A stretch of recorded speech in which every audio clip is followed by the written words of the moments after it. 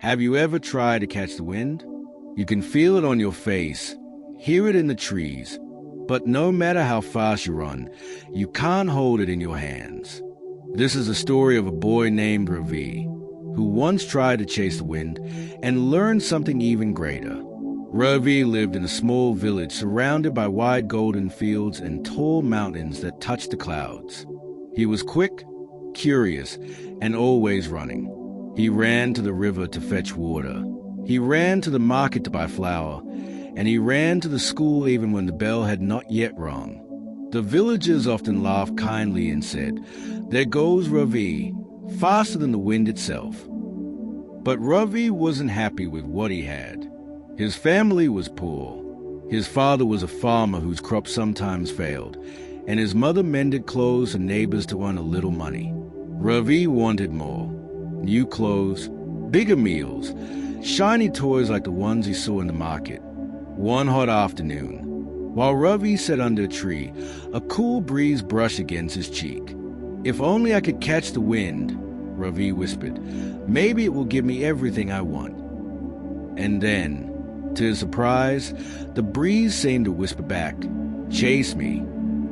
Ravi leapt to his feet and ran as fast as he could. The wind swirled ahead of him, whistling through the tall grass. Ravi ran across fields, over hills, and through the forest.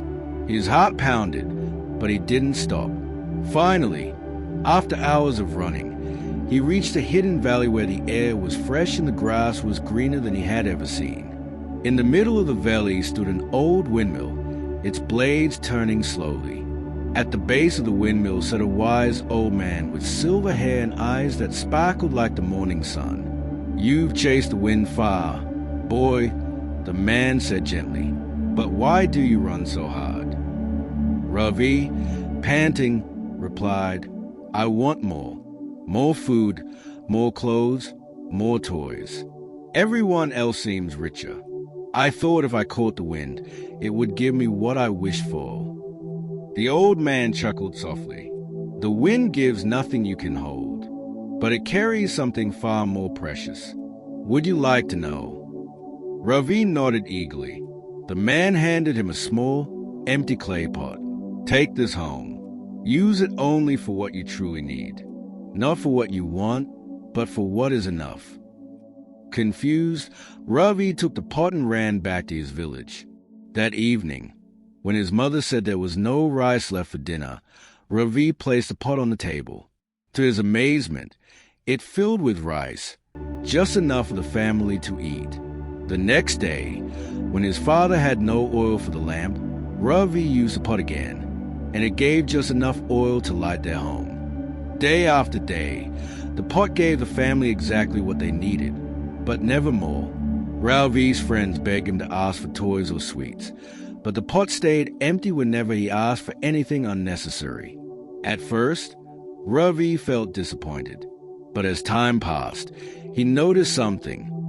His family was no longer hungry, his parents no longer worried, and neighbors who visited were given food from the pot too. Slowly, Ravi began to smile, not because he had more, but because he had enough, and enough to share. One evening, the wind brushed Ravi's cheek again, warm and gentle. This time, Ravi didn't try to chase it. He closed his eyes and whispered, "Thank you. I understand now." From that day, Ravi learned that happiness is not in chasing more, but in appreciating enough and sharing it with others.